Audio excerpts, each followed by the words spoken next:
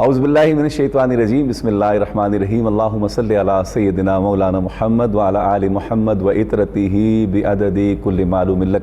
ناظرین محترم السلام علیکم ورحمۃ اللہ وبرکاتہ، میں ہوں آپ کا میزبان شوکت اویسی اور پروگرام استخارہ آپ ملاحظہ کر رہے ہیں جناب، آپ کی کالز پر مبنی یہ پروگرام ہے۔ آپ کے مسائل، مشکلات، پریشانیاں، تکالیف ڈسکس ہوتی ہیں ہمارے پروگرام میں، اور آپ کے مسائل پر قرآنی اور روحانی وظائف تجویز کیے جاتے ہیں، استخارہ کیا جاتا ہے۔ پروگرام استخارہ رمضان الکریم میں آپ کم و بیش روزانہ 4 سے 5 بجے ملاحظہ کرتے ہیں، اور آنورڈ پھر پورا سال الحمدللہ استخارہ آپ لوگ دیکھا کرتے ہیں۔ آج 10 رمضان الکریم ہے جناب، ایک عشرہ ہم سے تمام ہوا، جدا ہوا عشرہ رحمت رمضان الکریم کا، اور کل ہم عشرہ مغفرت میں داخل ہوں گے۔ آج کے دن کو جہاں بہت ساری دیگر فضیلتیں حاصل ہیں، وہاں ایک بڑی اہم فضیلت یہ ہے کہ اسلام کا جو پودا ہے، جب کوئی کارواں بننے جا رہا ہوتا ہے تو جو شروع میں جو لوگ ہوتے ہیں، جو سٹارٹنگ میں جو لوگ ہوتے ہیں، وہ ان کی بڑی اہمیت اور فضیلت ہوتی ہے۔ اور جب ایک چیز شجر سایہ دار بن جاتی ہے، جب ایک بہت بڑا کارواں بن جاتا ہے، جب ایک بہت بڑا ایک کمپنی جب ڈیولپ ہو جاتی ہے، تو پھر بہت سارے لوگ اس میں شامل ہونے کی کوشش کر رہے ہوتے ہیں۔ جب ایک نام، ایک عروج مل جاتا ہے تو بہت سارے لوگ ویسے ہی آ جاتے ہیں۔ لیکن جب کوئی چیز ابتدائی مراحل میں ہوتی ہے تو اس کے لیے اس وقت جو ہے جن لوگوں کی قربانیاں ہوتی ہیں وہ بڑی کاؤنٹیبل ہوتی ہیں، اور وہ پھر ساری تاریخ اسے یاد رکھتی ہے۔ اسلام کی تاریخ میں جو بنیادی کردار رہا عورتوں میں، سب سے پہلا کردار اور سب سے اہم کردار، کہ جب اسلام ابھی جناب رسالت مآب صلی اللہ تعالیٰ علیہ وآلہ وسلم کی زبان اطہر سے یہ کلمہ جاری ہوا اور اللہ کا پیغام آپ نے جاری کیا اور لوگوں کو بتانے کی کوشش کی، تو اس وقت جو پہلی خاتون آپ کے ساتھ کھڑی تھی وہ میری ماں ام المومنین حضرت سیدنا خدیجۃ الکبریٰ رضی اللہ تعالیٰ عنہ، کہ آپ نے مقصد وہ کیسا نظارہ ہوگا۔ میں بہت جب میں آپ کے حالات زندگی پڑھتا ہوں تو مجھے بڑی حیرت ہوتی ہے کہ مکے کی ایک خاتون سردار، جو کہ مکے کی خاتون سردار بھی ہیں، بہت بڑی تاجر بھی ہیں، اور اللہ رب ذوالجلال نے آپ کو انتہائی مال و دولت سے نوازا ہے، وہ چاہتی تو وہ اپنے کسی ملازم کو، اپنے کسی غلام کو روٹیاں اور جو بھی کھانے پینے کی اشیاء ہیں دے کر غار حرا بھیج سکتی تھی، لیکن چشم فلک نے یہ نظارہ دیکھا کہ مکے کی خاتون سردار، انتہائی نازک خاتون سردار، اپنے سر پہ حضور نبی مکرم صلی اللہ تعالیٰ علیہ وآلہ وسلم کے کھانے پینے کی اشیاء لے کر چلی ہے، اور اس سنگلاخ پہاڑ پر چڑھنے کی کوشش بھی کی آپ نے، اور وہاں پہنچی بھی جہاں آج اگر کوئی جانا چاہے، جبکہ سٹیپس بھی بنے ہوئے ہیں، راستے بھی بنے ہوئے ہیں، آج بھی اگر کوئی جاتا ہے تو اس کا سانس پھول جاتا ہے۔ آپ اندازہ کیجئے کہ جب راستے بھی نہیں تھے، ان پتھروں پر چلتے ہوئے میری ماں سیدنا خدیجۃ الکبریٰ رضی اللہ تعالیٰ عنہ حضور نبی مکرم صلی اللہ تعالیٰ علیہ وآلہ وسلم کے پاس اس غار میں جایا کرتی۔ یہ ایک ایسی خاتون کہ جن کا اسلام پر بہت بڑا احسان ہے، اور اس احسان کو ہم کبھی فراموش نہیں کر سکتے، اور رہتی دنیا تک، قیامت تک مسلمان آپ کے گیت گائے گا۔ ہم مسلمان انشاءاللہ آپ کے اوصاف حمیدہ بیان کرتے رہیں گے۔ آج بھی انشاءاللہ سیدنا خدیجۃ الکبریٰ رضی اللہ تعالیٰ عنہ کی زندگی کے حوالے سے چند گزارشات ہم کریں گے، آپ کی زندگی کے احوال کو تھوڑا سا ہم سمجھنے کی کوشش کریں گے۔ میرے ساتھ تشریف فرما ہے ممتاز و محترم عالم دین حضرت علامہ پیر حافظ حفیظ اللہ سہروردی صاحب۔ السلام علیکم۔ وعلیکم السلام ورحمۃ اللہ۔ حضور خیریت سے؟ جی شکر الحمدللہ انشاءاللہ۔ اچھا، جس طرح کہ تھوڑی سی تمہید میں نے اسی لیے لمبی کی کہ چونکہ آج کا جو موضوع ہے، جو عنوان ہے، وہ ایک آپ ایسی نے پورے سمندر کو کوزے میں بند کر دیا۔ کوشش حضور بات یہ ہے کہ اب میں یہ صرف ان کا نام لے کے گزر جاؤں تو یہ ناانصافی ہوگی۔ مطلب یہ ہے کہ یہ ان کے مراتب اور مقام کے حوالے سے ہمیں زیب نہیں دیتا کہ ہم ان کے نام کو صرف سرسری سا کر کے گزر جائیں۔ تھوڑی سی میں نے تمہید لمبی کی، لیکن آپ ذرا بتائیے گا کہ سیدنا خدیجۃ الکبریٰ رضی اللہ تعالیٰ عنہ جو ہے، ان کی زندگی کے ابتدائی ایام، پھر حضور کی زندگی میں آنا، اور پھر سارے معاملات۔ بسم اللہ الرحمن الرحیم، نحمدہ ونصلی ونسلم علی رسولہ الکریم، اما بعد فاعوذ باللہ من الشیطان الرجیم، بسم اللہ الرحمن الرحیم، الصلاۃ والسلام علیک یا سیدی یا رسول اللہ صلی اللہ وعلی آلک و صحابک سیدی یا حبیب اللہ۔ بہت شکریہ اویسی صاحب، آپ نے حقیقت پر مبنی جو گفتگو کی ہے، اور ابتدائیہ جو آپ کے الفاظ ہیں، ام المومنین سیدہ طیبہ طاہرہ حضرت خدیجۃ الکبریٰ سلام اللہ علیہ، آپ کے اس امت پر اور اسلام پر بڑے احسانات ہیں۔ بالکل۔ دیکھیں، جب کھانا تیار ہو تو اس وقت تو سارے ہی آنے کے لیے تیار ہوتے ہیں، سارے آ جاتے ہیں، بالکل ایسے ہی، تیار کرنے کے لیے بالکل ایسے ہی، جو نا وہ کم لوگ آتے ہیں۔ اور یہ وہ ہے کہ ابھی حضور علیہ الصلوۃ والسلام کی عمر جو ہے وہ 25 سال ہے، اعلان نبوت نہیں ہوا، اللہ اکبر، اور ام المومنین کی عمر 40 سال ہے، اور 2 نکاح آپ کے پہلے ہو چکے ہیں، متعلقہ ہیں، 2 نکاح آپ کے ہو چکے ہیں پہلے۔ اور جب آپ نے اسلام قبول کیا ہے اور حضور کے حرم میں آپ آئی ہیں، تو آپ اس سے پہلے حضور علیہ الصلوۃ والسلام آپ کا سامان اور مال لے کے تجارت پہ جاتے ہیں، اور تجارت پہ جو ام المومنین کا غلام ہے وہ سارے حالات و واقعات دیکھیں، کہتے ہیں نا کہ کسی کے ساتھ بیٹھ کے کھانے سے یا سفر کرنے سے اس کی شناخت اور پہچان ہو جاتی ہے۔ بالکل صحیح۔ حضور ایک وقفہ ہے، مجھے بڑا عجیب سا لگتا ہے یہ وقفہ، درمیان میں حائل ہو جاتا ہے، ذکر ایسا آپ کر رہے ہوتے ہیں اور اتنے انہماک سے کر رہے ہوتے ہیں کہ بالکل آپ ایک نقشہ کھینچ رہے ہوتے ہیں، لیکن درمیان میں یہ وقفہ حائل آ جاتا ہے۔ اس لیے ایک وقفہ ہے جناب، حاضر ہوتے ہیں وقفے کے بعد۔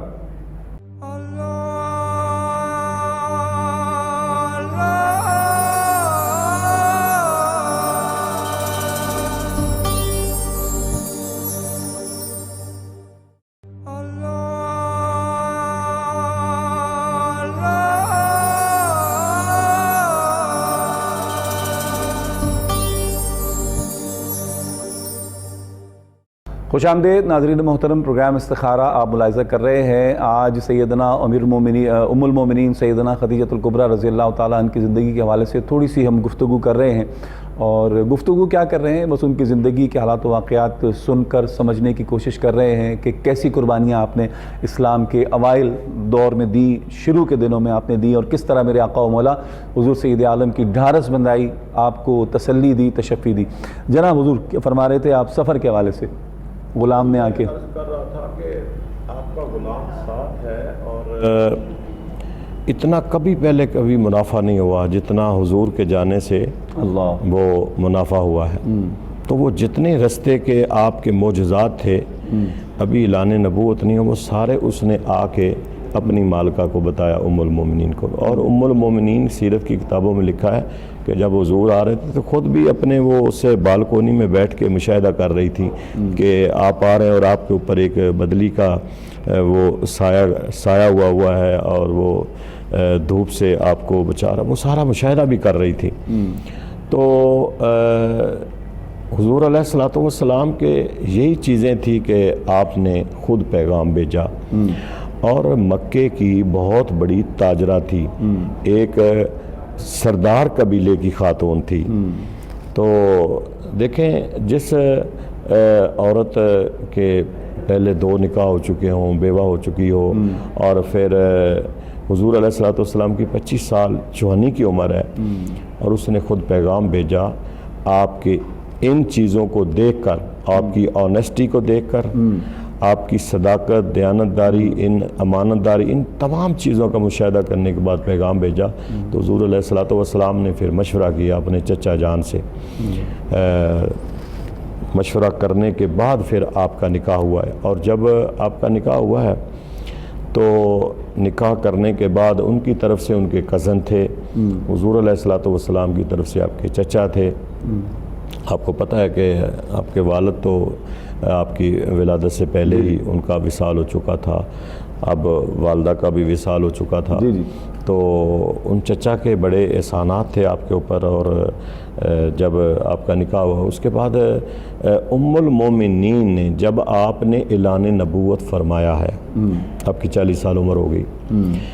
اعلان نبوت فرمایا ہے، تو یعنی 15 سال کا جو عرصہ ہے وہ آپ نے آپ کی رفاقت میں گزارا ہے، یہ بھی گزارا، 15 سال یہ بھی مشاہدہ کیا، اور 15 سال بعد جب 40 سال ہوئے پھر اعلان نبوت ہوا۔ دیکھیں نا کہ اعلان نبوت تو آپ نے 40 سال کی عمر میں جا کے کیا ہے، لیکن کیا اس سے پہلے آپ نبی نہیں تھے؟ آپ تو روزے ازل سے آپ کا تو انتخاب ہو چکا تھا. ایسے یہ دیکھیں نا کہ آپ عملی طور پر پیغمبرانہ جتنی خصوصیات جتنی خوبیاں وہ ساری آپ کے اندر موجود تھیں. صحیح. اسی لیے تو ان تمام چیزوں کو دیکھ کر تو ام المومنین نے پیغام بھیجا ہے. اور پھر جب آپ نے اعلان نبوت فرمایا ہے اور اس کے بعد اعلان نبوت کے بعد سب سے پہلے آپ نے اسلام قبول کیا ہے. اب اس میں مختلف آراء ہیں. کوئی کہتا ہے کہ حضرت علی نے اسلام سب سے پہلے قبول کیا ہے، لیکن اس پہ متفقہ علیہ جو امام ابو حنیفہ علیہ رحمہ فرماتے ہیں، وہ فرماتے ہیں کہ ہر ایک کی اپنی اپنی رائے اپنی جگہ پہ درست ہے. وہ پھر تھوڑا سا ان کو تقسیم کر کے علیحدہ علیحدہ بیان فرماتے ہیں کہ مردوں میں سب سے پہلے حضرت ابو بکر صدیق رضی اللہ تعالیٰ عنہ نے اسلام قبول کیا ہے. بچوں میں حضرت علی المرتضیٰ شیر خدا نے اسلام قبول کیا ہے. عورتوں میں ام المومنین حضرت خدیجۃ الکبریٰ سلام اللہ علیہ نے سب سے پہلے اسلام قبول کیا ہے. حضور جب پہلی بار وحی جب آئی نا، اور غلاموں میں حضرت زید نے سب سے پہلے اسلام قبول کیا. یہ 4 لوگ ہیں جن کے بارے میں امام صاحب فرماتے ہیں کہ ہر ایک اپنی اپنی فیلڈ میں سب سے پہلے اسلام قبول کیا.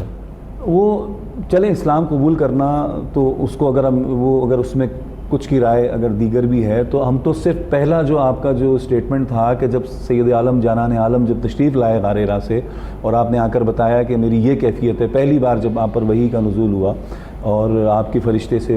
ہم کلامی ہوئی، تو اس کے بعد جب آپ نے آ کے ساری کیفیات بتائیں تو جناب خدیجۃ الکبریٰ نے بڑے تاریخی جملے ارشاد فرمائے تھے کہ آپ پریشان ہوتے ہیں. آپ نے نا اپنے کزن کو بلایا اس وقت، اور وہ اپنے یہ جو کتابیں تھیں پہلی الہامی کتب کے، وہ بڑے ماہر تھے اور بڑے جاننے والے تھے. بالکل ایسے ہی آپ نے ان کو بلا کے تو یہ ساری کیفیات جو ہے نا ان کے سامنے رکھی. حضور علیہ الصلوۃ والسلام نے جو کچھ بتایا، آپ گھر میں جب آئے ہیں تو کپ کپی ہو رہی تھی، جس طرح کمبل آپ کے اوپر ڈالا گیا. صاف ظاہر ہے کہ غار حرا میں پہلی وحی نازل ہونی تھی. تو جب ورقہ بن نوفل کو بلایا گیا نا تو انہیں سارا کچھ بتایا گیا، تو انہوں نے سننے کے بعد کہا کہ یہ پیغمبرانہ خصوصیات ہیں. جب بھی ایسی کوئی کیفیت پیدا ہوتی ہے یا ایسی کوئی الہامی چیز نازل ہوتی ہے تو یہ کیفیت ہوتی ہے. لہٰذا حضرت ام المومنین کو کہا کہ آپ کو مبارک ہو کہ یہ جو باتیں آپ بتا رہی ہیں یہ ایک نبی کے علاوہ کسی کے ساتھ نہیں ہو سکتی ہیں. لہٰذا یہ اعلان نبوت کرنے والے ہیں. تو حضور علیہ الصلوۃ والسلام کی یہی وہ خصوصیات تھیں اور خوبیاں تھیں. اور پھر جس طرح ام المومنین نے آپ کے ساتھ ٹائم گزارا ہے، اس کی تاریخ میں مثال نہیں ملتی ہے ویسی صاحب کہ آپ اتنی بڑی تاجرہ ہو کہ جتنا کچھ تھا آپ نے حضور کے قدموں میں لا کے رکھ دیا. حضور یہ میرا مال بھی اب آپ کے لیے ہے، اسلام کے لیے ہے، میری جان میری سب کچھ آپ نے نہ قربان کر دیا ہے. اور اتنی خوبصورت رفیقہ حیات کہ حضور علیہ الصلوۃ والسلام نے ایسے تو نہیں اس سال کو حزن کا سال کہا ہے، یوم الحزن کہا کہ جس سال حضرت ام المومنین کا وصال ہوتا ہے اور آپ کے چچا کا وصال ہوتا ہے، ابو طالب کا وصال ہوتا ہے. تو آپ نے ام الحزن اسے سال کو حزن سال قرار دیا ہے، عام الحزن کہا اسے. تو اس لیے کہ اتنا بڑا غم. اور پھر آپ دیکھیں کہ آپ کی موجودگی میں آپ نے کوئی شادی نہیں کی ہے. جتنی اولاد ہے یہ ام المومنین سے ہے، جتنے بچے ہیں یہ ام المومنین سے ہیں، بیٹیاں ہیں یا بیٹے ہیں یہ آپ کے بطن اطہر سے ہیں. تو حضور علیہ الصلوۃ والسلام اتنا پیار فرمایا کہ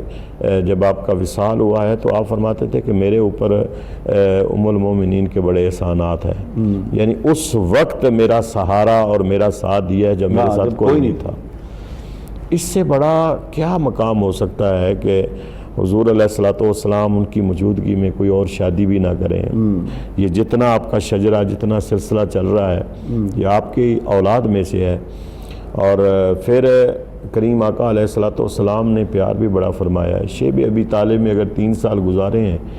تو دیکھیں آپ کبھی بھی ام المومنین کو آپ نہیں بھولے تھے. اور پھر اس کے ساتھ ساتھ آپ ان کے وصال کے بعد بھی ان کے وصال کے بعد بھی جب کبھی کوئی بات ہوتی یا کوئی گوشت ہوتا تو آپ ان کی سہیلیوں میں بھی بھیجا کرتے تھے۔ پھر کریمہ کا علیہ الصلوۃ والسلام حضرت اماں عائشہ صدیقہ اکثر ام المومنین کا ذکر کرتے تھے،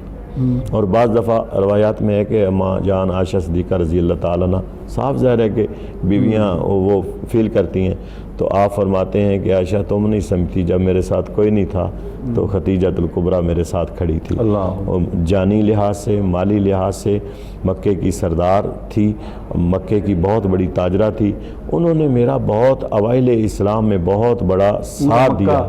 پورا مکہ خلاف ہے، پورا آپ کو مکہ میں داخل نہیں ہونے دیا جاتا تھا، آپ سجدے میں یہاں پر اوجڑی ڈال دی جاتی تھی، یہاں پہ کچرا پھینکا جاتا تھا،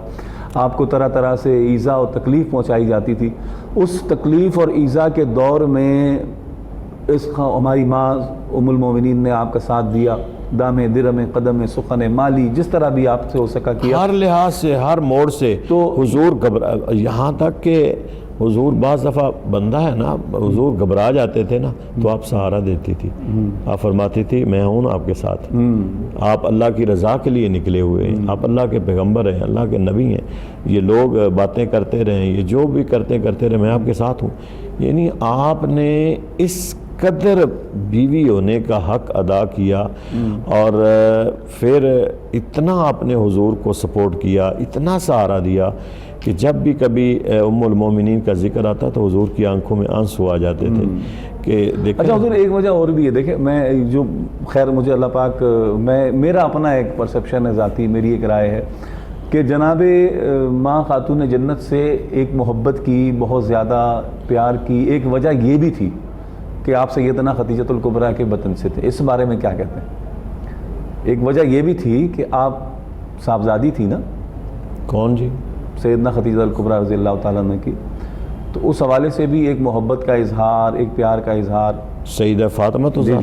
اب اس میں تو کوئی نو ڈاؤٹ، میں نے تو پہلے ہی کہا نا کہ آپ کی ساری اولاد ماں سوائے ایک حضرت ابراہیم بیٹا جو ماریہ قبطیہ کے 7-8 ہجری میں جا کے ہوا ہے۔ نہیں، میں وہ پیار کی بات کر رہا ہوں کہ پیار آپ کا اتنا زیادہ ہونا، آپ اپنی سب بیٹیوں سے پیار کرتے تھے، پر سیدہ فاطمہ زہرا سلام اللہ علیہ سے بہت زیادہ پیار کرتے تھے۔ آپ کی سہیلیوں سے آپ کی محبت چھوٹی تھی، آپ کی سہیلیوں سے آپ کی محبت، یعنی کہ گویا کہ یوں سمجھ لیں کہ اگر کوئی سہیلی آپ کو مل جاتی تو آپ کو سیدنا خدیجۃ الکبریٰ کی یاد آتی۔ ہاں بالکل ایسے، اس وجہ سے آپ پھر جو تحفے تحائف ہیں وہ بھی آپ بھیجا کرتے ہیں۔ بالکل ایسے ہی ہے، جنت سے سیب منگوا کے آپ نے کھلایا انہیں۔ مطلب ہے کہ ہر ایک موڑ پر آپ نے بھی انہیں، اگر ام المومنین نے آپ کا ساتھ دیا تو آپ نے بھی انہیں ساری زندگی، بقیہ زندگی جو ہے 10 ہجری تک یاد رکھا، بھلایا آپ نے بھی نہیں ہے۔ جب کبھی میں نے کہا نا کہ اکثر گھر میں آپ ان کا ذکر کرتے تھے، تو حضرت اماں جان عائشہ صدیقہ رضی اللہ تعالیٰ عنہ پوچھتی تھی کہ آپ ہر وقت ان کا، تو آپ اس وقت فرماتے تھے کہ عائشہ تم جانتی نہیں ہو کہ جب میرے ساتھ کوئی نہیں تھا تو وہ میرے ساتھ تھیں، انہوں نے میرے ساتھ بڑا ساتھ دیا ہے، میرا بڑا رفاقت دی ہے، اور جو بچے ہیں ماشاءاللہ کے بیٹیاں ہیں بیٹے ہیں وہ بھی ان کے بطن سے ہیں،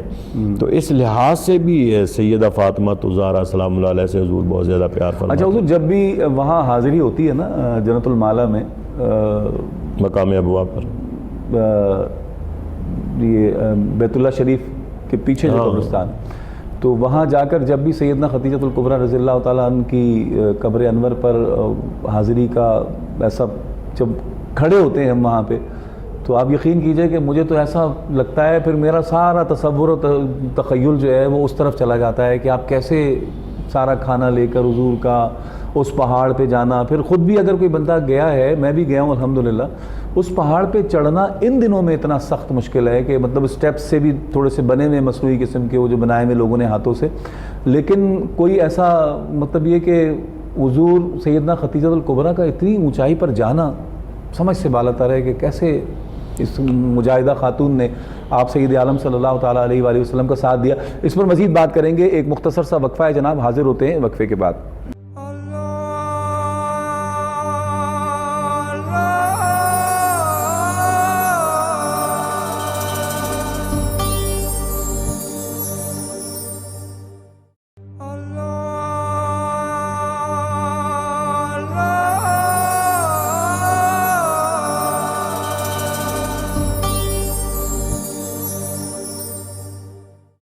خوش آمدید ناظرین محترم،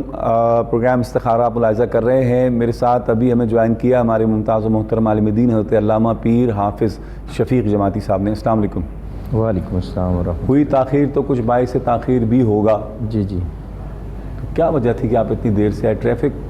جیم تھا یا نہیں، ٹریفک تو کھلا ہوا مل گیا، اس لیے اتنی جلدی پہنچ گیا ہوں۔ اچھا جلدی پہنچے؟ ہاں جی، جلدی۔ ماشاء اللہ۔ اچھا جناب، تو ہماری ماں سیدنا ام المومنین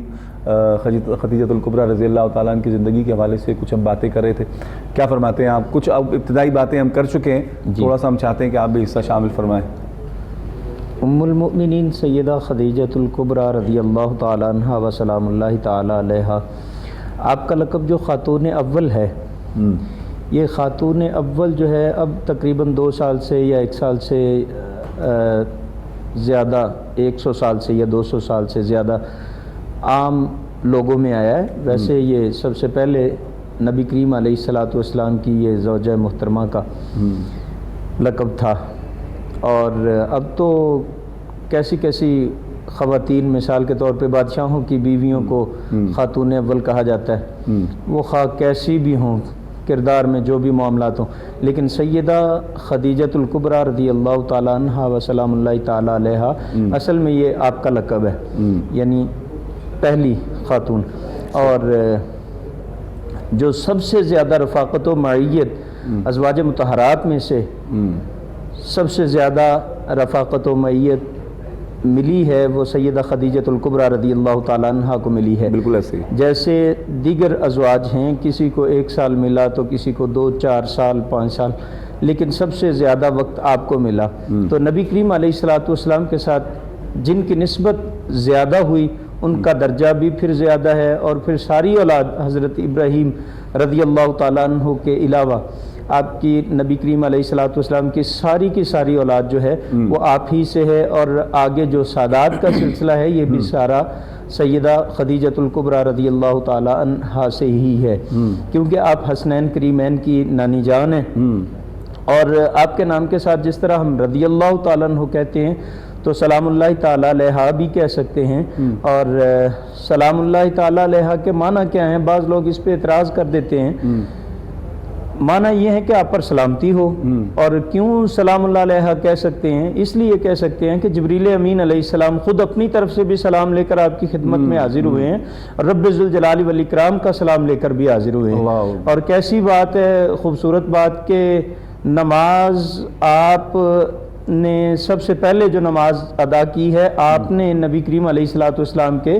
ساتھ نماز ادا کی ہے، اور آپ کی ابتدا میں نماز ادا کی ہے، اور اسی طرح سیدہ خدیجۃ الکبریٰ رضی اللہ تعالیٰ عنہ و سلام اللہ تعالیٰ علیہا، آپ جو نبی کریم علیہ الصلاۃ والسلام پر نبوت کا ظہور ہوا، آثار نبوت جو ظاہر ہوئے، جو ظہور ہوا، تو سب سے پہلے اس کی خبر کسی اور کو نہیں، سیدہ خدیجۃ الکبریٰ رضی اللہ تعالی عنہا کو ملی۔ جب نبی کریم علیہ الصلاۃ والسلام غار حرا سے گھر تشریف لائے اور زملونی زملونی ارشاد فرماتے ہوئے، تو سیدہ پاک نے آپ کو کمبل اڑایا، اور سب سے پہلے یہ خبر بھی آپ کو ملی، اور سیدہ پاک نے نبی کریم علیہ الصلاۃ والسلام کے ساتھ جو عقد ہوا آپ کا، تو سب سے پہلے یہ ہوا کہ آپ اس سے پہلے 2 خامدوں سے مثلاً آپ کے خامد انتقال کر چکے تھے، طلاق یافتہ نہیں تھیں، خامد انتقال کر چکے تھے، اور اس کے بعد قریش سے بہت سارے لوگوں کے پیغامات آئے آپ کو نکاح کے لیے، لیکن آپ نے کسی کو پسند نہیں فرمایا، یعنی ارادہ ترک کر چکی تھیں۔ لیکن جب نبی کریم علیہ الصلاۃ والسلام کے سیرت و کردار کو دیکھا، آپ کی گفتار کو دیکھا، آپ کے انداز کو دیکھا، آپ کے حال کو دیکھا، چال کو دیکھا، جب نبی کریم علیہ الصلاۃ والسلام کی سیرت طیبہ کو دیکھا، تو پھر آپ نے ایک بار دوبارہ سے خود ارادہ کیا، اور نبی کریم علیہ السلام نے یہ نکاح کے لیے پیغام نہیں بھیجا، بلکہ سیدہ خدیجۃ الکبریٰ رضی اللہ تعالی عنہا نے خود سے ہی پیغام بھیجا، اور نبی کریم علیہ الصلاۃ والسلام نے اس کو قبول فرمایا۔ اور ایسا ہے کہ نبی کریم علیہ الصلاۃ والسلام نے آپ کا نکاح جو ہوا، حضرت سرکار ابو طالب آپ نے نکاح پڑھا، اور سیدہ خدیجۃ الکبریٰ رضی اللہ تعالیٰ عنہ ابتدا میں جو نبی کریم علیہ الصلاۃ والسلام کو مالی معاونت کی ضرورت تھی، جیسا کہ سورہ والضحیٰ میں بھی ہے وَوَجَدَكَ عَائِلًا فَأَغْنَىٰ، اس کے معنی بھی لوگوں نے، مفسرین نے مختلف کیے ہیں، اور کسی نے کہا حاجت مند پایا اور کسی نے کہا ضرورت مند پایا، لیکن ادب والے، عشاق لوگ، محبت والے جو ہیں وہ بڑی محبت سے اور ادب سے ترجمہ یوں کرتے ہیں کہ آپ کو وصال حق کا حاجت مند پایا، کہ رب تعالیٰ کے قرب کا اور دیدار کا طالب پایا، تو پھر رب ذوالجلال والاکرام نے ایسا نوازا کہ لذت دید آپ کو عطا فرما کر، نواز کر آپ کو غنی فرما دیا۔ صحیح، بالکل ٹھیک، بالکل ٹھیک۔ علامہ صاحب اس پر مزید انشاءاللہ کلام کریں گے۔ ناظرین محترم، ہماری ماں سیدنا ام المومنین خدیجۃ الکبریٰ رضی اللہ تعالیٰ عنہ کہ جو کہ آپ میری ماں خاتون جنت سیدہ فاطمۃ الزہرا سلام اللہ علیہا کی والدہ گرامی، حسنین کریمین کی نانی، اور اسلام کے شجر سایہ دار کی آبیاری کرنے والی پہلی خاتون کہ جنہوں نے اس تناور درخت کی بنیادی جو ابتدا تھی اس میں اپنا حصہ شامل کیا، اور نبی مکرم صلی اللہ تعالیٰ علیہ وآلہ وسلم کو ہر مقام پہ ڈھارس دی، تسلی دی، اور سرکار علیہ السلام کو یہ باور کرایا کہ آپ مساکین کے سر پر ہاتھ رکھتے ہیں، یتیموں کے سر پہ ہاتھ رکھتے ہیں، آپ حق بات فرماتے ہیں، آپ صادق و امین ہیں، تو اللہ رب ذوالجلال آپ پہ کرم تو کر سکتا ہے، باقی آپ کو کوئی ایذا نہیں پہنچ سکتی۔ تو اتنی بڑی تسلی دینے والی خاتون ہماری ماں سیدنا خدیجۃ الکبریٰ، آپ کے ذکر خیر سے ہم رحمتیں برکتیں سمیٹنے کی کوشش کر رہے ہیں۔ پروردگار ہمارا یہ ذکر کرنا قبول فرمائے، اور دونوں احباب ہمارے پیر حفیظ اللہ سہروردی صاحب اور حافظ شفیق جماعتی صاحب نے اپنی طرف سے جتنا کچھ سیدنا خدیجۃ الکبریٰ رضی اللہ تعالیٰ عنہ کی زندگی کے حوالے سے ہمارے پاس موجود ہے، ہم بیان کرنے کی کوشش کر رہے ہیں۔ اچھا حضور قبلہ پیر صاحب، تھوڑا سا روزے کی کل بھی کچھ کالز آئیں میرے پاس، کچھ احباب نے یہ سوال کیا کہ بھئی تھوڑا سا مسائل پر بھی بات ہو جائے، روزے کے مسائل جو ہیں اس پر بات ہو جائے، تو کیا فرماتے ہیں کچھ بنیادی مسائل رمضان کے؟ دیکھیں، فرضیت کے اعتبار سے روزہ اسلام کے جو 5 رکن ہیں ان میں سے ایک رکن ہے۔ روزہ بذات خود فرض ہے۔ اب روزہ اگر اس کے مسائل کی طرف ہم جائیں تو مسائل، اگر انسان جو ہے وہ صحت مند ہے، اچھا ایک بات تو یہ ہے کہ روزہ صرف صاحب ایمان پر ہے، کیونکہ قرآن نے نص قطعی سے یہ بات ظاہر ہے کہ یا ایھا الذین آمنوا، خطاب ایمان والوں سے ہے، روزہ دوسرے پر نہیں ہے۔ تو جب صاحب ایمان سے خطاب ہے، بندہ روزہ رکھتا ہے صبح ساری سے لے کے افطاری تک، اور کوئی حلال چیز بھی جو ہے وہ اس کو منع کر دیا گیا کہ روزے کی کیفیت میں تم نے استعمال نہیں کرنی ہے۔ اب روزہ، یہ ایک روزہ فرض ہے، ایک روزہ واجب بھی ہے، ایک روزہ نفلی بھی ہے۔ روزے کی مختلف صورتیں ہیں۔ پھر یہ ہے کہ بندہ اس میں اللہ تعالیٰ نے ہمیں کچھ سہولتیں بھی دی ہیں۔ ایک تو منت انسان مان لیتا ہے نا کہ میں نے اگر یہ میرا کام ہو گیا تو میں روزہ رکھوں گا، وہ واجب کے زمرے میں آ جاتا ہے۔ نفلی روزے بے شمار ہیں، شوال کے روزے بھی ہیں، شعبان کے بھی، جب چاہے انسان نفلی روزے رکھ سکتا ہے۔ وصلی روزہ رکھنے سے منع کر دیا گیا ہے، اور وصلی روزہ یہ ہے کہ فرضی روزے کے علاوہ نفلی روزہ بغیر کھانے کے آپ نہ رکھیں روزہ۔ صحیح کہ ہوتا ہے نا کہ صبح سحری نہیں کی ہے، فرضی تو آپ سحری کے بغیر گزار سکتے ہیں تو گزار لیں، نفلی سے نفلی نہ کریں۔ اب اس کے ساتھ ساتھ یہ ہے کہ کچھ لوگوں کو رعایت بھی دی گئی ہے، جس طرح فمن کان منکم مریضا او علی سفر فعدۃ من ایام اخر، 2 شخص ہیں، ایک مریض ہے اور ایک مسافر ہے، صحیح، ان کو اللہ تعالیٰ نے رعایت دی ہے۔ جس طرح نماز میں ہمیں رعایت دی گئی کہ آپ سفر پہ جاتے ہیں تو سفر پہ اگر آپ کا اتنا لمبا سفر ہے، تکلیف دہ سفر ہے، آپ اس میں قصر کریں، نماز جو ہے وہ 4 فرضوں کی قصر ہے کہ 4 فرضوں کی جگہ پہ 2 پڑھ لیں، یہ قصر ہے۔ اسی طرح قصر نماز اگر قضا ہوتی ہے تو آپ اس کی قضا بھی قصر کی صورت میں ہی کریں گے۔ اسی طرح روزہ ہے کہ روزہ اگر بندہ بیمار ہے جان ایک روزہ ہوتا ہے روزے کی قضا، ایک ہوتا ہے کہ روزے کا کفارہ۔ اگر بندہ روزہ جو ہے وہ نہیں رکھ سکتا، بیمار ہے یا سفر پہ ہے، تو وہ اس کی روزے کی قضا کرے گا۔ صحیح، بندہ بیمار ہے، ڈاکٹر نے منع کر دیا ہے، ڈائیگنوز کوئی چیز کر دی ہے۔ اب اس میں بھی دو چیزیں ہیں کہ اگر بندہ، بعض کے اچھے خاصے بندے ہوتے ہیں، تھوڑی سی بیماری، جی میں اپنی جگہ پہ کسی کو روزہ رکھوا دوں، ایسے روزہ نہیں رکھوا سکتا۔ یہ اس صورت میں ہے کہ یا بندہ اپنی بڑھاپے کی اس کیفیت میں ہو کہ روزہ کسی صورت بعد میں نہ رکھ سکتا ہو، یا کوئی بیماری ایسی ڈائیگنوز ہوگی ہو کہ یہ بیماری اب ٹھیک ہونے والی نہیں ہے، بندہ کسی صورت روزہ نہیں رکھ سکتا، اس صورت میں شرع نے اجازت دی ہے کہ آپ اپنی جگہ پہ کسی کو روزہ رکھوا دیں، لیکن رکھوانے سے جس طرح روزہ آپ رکھنا چاہتے ہیں آپ اسی کو اسی طرح رکھوائیں۔ یہ نہیں کہ آپ صبح بھی گوشت کھائیں، شام کو بھی گوشت کھائیں، اور اس بیچارے کو آپ کہیں کہ یہ دال کے پیسے ہیں آپ روزہ رکھ لیں۔ روزہ حقیقت میں جس طرح آپ نے رکھنا ہے اسی طرح اس کو رکھوائیں۔ صحیح، یہ ہے روزے کی قضا، صحیح، کہ اگر آپ روزہ بعد میں رکھ سکتے ہیں، عارضی بیماری ہے، تو پھر آپ قضا کریں، بعد میں خود روزہ رکھیں۔ اگر آپ قضا نہیں کر سکتے، بڑھاپے کی اس کیفیت میں ہیں یا بیماری کوئی ایسی ہے جو ٹھیک نہیں ہونے والی، تو پھر آپ کسی کو رکھوا دیں۔ اگر روزہ توڑ دیتے ہیں، مثال کے طور پہ ایک وقفہ ہے پیر صاحب، وقفے سے آئیں گے انشاءاللہ، پھر اس پر مزید کلام کریں گے۔ حاضر ہوتے ہیں جناب بریک کے بعد۔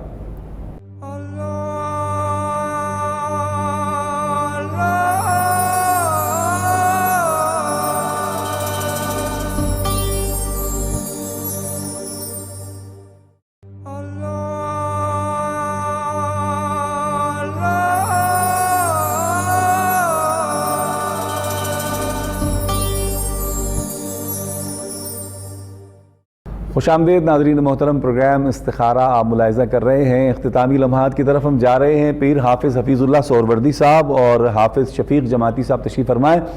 اور روزے کے کچھ مسائل کے حوالے سے ہمارے احباب کی فرمائش تھی کہ اس پر بات کی جائے، تو ہم مسائل پر بات کر رہے تھے۔ حضور فدیے کے حوالے سے بھی ارشاد فرمائیں۔ دیکھیں، فدیہ تو وہی چیز ہے نا کہ اگر آپ روزہ نہیں رکھ سکتے ہیں تو اپنی جگہ پہ کسی کو فدیہ دے دیں، آپ دوسرے کو روزہ رکھوا دیں، یہ فدیہ ہے۔ صحیح، کہ وہ میں نے دونوں چیزیں بتا دی ہیں کہ اگر بیماری اس سٹیج پہ ہو کہ آپ کی ٹھیک نہ ہو سکتی ہو، اور دوسرا یہ ہے کہ بڑھاپے کی یہ کیفیت ہو،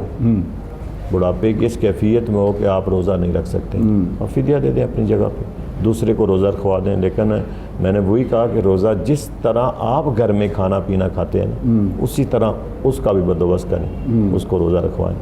صحیح، تو ایک وہ کفارے کی بات ہو رہی تھی کہ اگر ایک یہ تو ہے نا کہ بندہ روزہ رکھ نہیں سکتا ہے، روزہ چھوڑ دیتا ہے، ایک روزہ توڑنا بھی ہوتا ہے کہ روزہ بندہ رکھ کے توڑ دیتا ہے بغیر کسی شرعی عذر کے۔ یہ نہیں ہے کہ ایک تو بندے کے نا روزے کی حالت میں بندہ اب جان جا رہی ہے تو آپ کہیں کہ میں روزہ نہ توڑوں، یہ تو نہیں ہے۔ جان بوجھ کر روزہ توڑ دینا، اس پہ پھر وہ کفارہ ہے کہ وہ حضور صلی اللہ تعالی علیہ وسلم کی حدیث بھی ہے، تو اس پہ کفارہ ادا کریں گے کہ آپ یا تو غلام آزاد کریں، یا پھر آپ یہ نہیں کر سکتے تو 60 مسکینوں کو کھانا کھلائیں، یا پھر 60 روزے رکھیں، وہ کفارہ ہے، کیونکہ وہ ایک آپ نے جان بوجھ کر قصداً ایک فرض کو توڑا ہے، تو اس کی سزا بھی پھر اسی طرح ہی ہے۔ اسی طرح روزے کے مسائل ہیں کہ روزہ صرف بھوک پیاس برداشت کرنے کا نام نہیں ہے، روزہ تو آپ کے سر کے بالوں سے لے کے آپ کے پوری ایک باڈی جو ہے، پورا سٹرکچر جو ہے، پورا جسم، ہر ایک جز کی، ہر ایک عضو کی آپ کا روزہ ہے۔ صحیح، اور سب سے زیادہ گناہوں میں سے سب سے زیادہ ہمارے جسم کے جو اعضاء ہیں، ہماری آنکھ سے زیادہ گناہ ہوتا ہے، سب سے زیادہ جو گناہ ہوتا ہے، محرک یہی ہے، ہاں، وہ آنکھ سے گناہ ہوتا ہے، اور آنکھ سے گناہ کی وجہ سے وہ ساری کیفیات تمہارے جسم کے اندر آتی ہیں۔ دل کے اندر حاجت، جب تک آپ کسی چیز کو دیکھیں گے نہیں، آپ کے دل کے اندر اس کی حاجت پیدا نہیں ہوگی، تو اس لیے گناہوں میں جسم کے جتنے بھی آپ کے جز ہیں ان میں سے آنکھ جو ہے نا، اس کو سب سے زیادہ مین محرک ہے کہ اس کو گناہ اس سے سب زیادہ ہوتا ہے۔ تو اس لیے روزے کی کیفیت میں بعض بندے روزہ رکھ لیتے ہیں، نماز نہیں پڑھتے ہیں، جھوٹ بھی اسی طرح بولتے رہتے ہیں، اور بے شمار ہمارے اندر جو ہے کچھ ظاہری گناہ ہوتے ہیں، کچھ باطنی گناہ ہوتے ہیں، ان تمام چیزوں کو وہ مطلب ہے کہ چھوڑتے نہیں ہیں، تو اس روزے کا کوئی فائدہ نہیں ہے کہ آپ روزہ بھی رکھ لیں، کھانا پینا بھی کچھ نہیں ہے، لیکن آپ پھر یہ ہے کہ گالیاں بھی دے رہے ہیں، جھوٹ بھی بول رہے ہیں، لڑ بھی رہے ہیں، جھگڑا بھی کر رہے ہیں۔ ایک چیز جس طرح نماز پڑھتے ہیں نا کہ نماز آپ اس کی روح کے مطابق نہیں پڑھیں گے، نماز تو پڑھ لیں گے لیکن نماز ناقص ہو جائے گی، اسی طرح روزہ بھی ناقص ہو جائے گا کہ آپ روزے کو اس روزے کے مطابق نہیں رکھ رہے ہیں۔ تو اس لیے ہمیں ان تمام چیزوں کو ترک کر دینا چاہیے۔ پیر صاحب کیا ارشاد فرماتے ہیں رمضان میں وظائف کے حوالے سے کوئی ایسا مختصر سا وظیفہ بتائیے کہ جو اس ماہ میں پڑھنا چاہیے اور اس سے بے شمار برکات حاصل ہو جائیں؟ آج پہلا عشرہ مکمل ہو رہا ہے جی، رحمت کا عشرہ تمام ہوا، رحمت کا مغفرت کا شروع ہوا، تمام کا مغفرت کا شروع ہوا، اور سب سے آسان وظائف میں سے یہی وظیفہ ہے کہ رب اغفر ورحم وانت خیر الراحمین، اسی کی کثرت کی جائے، رب تعالیٰ سے مغفرت مانگی جائے، بخشش مانگی جائے، اس کا رحم طلب کیا جائے، اس کا کرم طلب کیا جائے۔ اسی طرح اب دوسرا عشرہ شروع ہو رہا ہے تو اس عشرے کی جو دعا ہے استغفر اللہ الذی لا الہ الا هو الحی القیوم واتوب الیہ، یا اسی طرح سے کوئی بھی استغفار، خواب و سب سے چھوٹی استغفار یہ ہے استغفر اللہ استغفر اللہ استغفر اللہ، یہ ورد وظیفہ جاری رکھیں۔ اس میں وجہ یہ آ جاتی ہے کہ رمضان المبارک کے حوالے سے جو نبی کریم علیہ الصلوۃ والسلام کی حدیث پاک ہے کہ جس نے رمضان کریم کو پایا اور اس کو اپنے اوپر اس قدر راضی نہ کیا کہ وہ اپنے گناہوں کو معاف کروا لے رب ذوالجلال والاکرام سے، تو وہ بدبخت ہے شخص اور وہ ہلاک ہو، اس طرح کے سخت وعیدیں، تو پھر ہمیں چاہیے کہ جس قدر زیادہ ہو سکے استغفار کریں۔ صحیح، بہت شکریہ قبلہ پیر صاحب، آپ کا بھی بہت شکریہ۔ ناظرین محترم، پروگرام کا وقت تمام ہوا اور چلتے چلتے میری عرض یہ ہے، آخر میں ایک آدھے منٹ کی گزارش میں کر دیا کرتا ہوں کہ اگر آپ چاہتے ہیں کہ آپ کی اولاد سے آپ کو فیض ملے، آپ کی اولاد سے آپ کو کوئی فائدہ ملے، تو خدارہ اپنے اسلاف کا ذکر، اکابرین کا ذکر، صحابہ کرام کا ذکر، جیسے جیسے ایام آتے ہیں، جیسے آج ماں سیدہ خدیجۃ الکبریٰ کا یوم ہے، پھر اسی طرح یوم مکہ ہے، فتح مکہ ہے، پھر اسی طرح یوم بدر ہے، 21 رمضان ہے، جب یہ دن آئیں تو اپنے بچوں کو بٹھائیں اپنے گھر میں، یا آج کل سوشل میڈیا کا دور ہے، کوئی ان کو ویڈیو سنوائیں یا آڈیو سنوائیں، یا ان کو بیٹھ کر کسی کتاب کو کھول کر وہ واقعہ پڑھوائیں کہ بیٹا آج کے دن یہ اس ہستی کا دن ہے، اس شخصیت کا دن ہے اور ان کے یہ کارنامے ہیں۔ تو یہ چیزیں ساری اپنے بچوں میں اس کو جاری کریں، بچوں کو سکھائیں، بچوں کو تعلیم دیں۔ جب آپ بچوں کو اس طرف لے کر آئیں گے تو میرا یہ ایمان ہے، میرا یہ ماننا ہے کہ نماز، قرآن، درود پاک اور اسلاف کے ذکر کے ساتھ آپ بچوں کی تربیت کریں گے تو میرا یہ ماننا ہے، تجربہ ہے، مشاہدہ ہے، میں نے دیکھا ہے کہ پھر اس اولاد سے آپ کو انشاءاللہ فیض ملے گا، کوئی نقصان نہیں ملے گا۔ اپنے میزبان شوکت اویسی کو اجازت دیجیے، اللہ نگہبان۔ اللہم صلی علی سیدنا و مولانا محمد وعلی آل سیدنا و مولانا محمد وبارک وسلم علیہ۔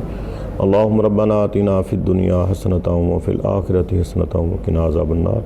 پروردگار عالم، ہماری دعاؤں کو اپنی بارگاہ میں قبول فرما، ہماری خطاؤں کو معاف فرما، ہم سب کی مشکلات کو آسان فرما، ہمارے روزوں کو اپنی بارگاہ میں قبول فرما، پوری امت کی خیر فرما، پاکستان کی خیر فرما، ہم سب کی خیر فرما۔ صلی اللہ علی النبی الکریم الامین وعلی آلہ و صحابہ اجمعین برحمتک یا ارحم۔